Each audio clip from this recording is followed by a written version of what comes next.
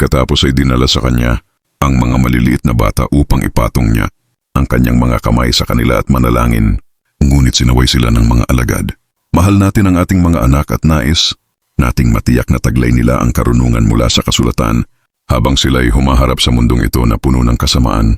Maraming huwad na propeta at tukso ang maaaring magtulak sa kanila sa isang maling landas. Palayo kay Jesus, dadayain sila ng dyablo gamit ang magagandang pangako at lilinlangin sila upang paniwala ang katanggap-tanggap ang makasalanang pamumuhay.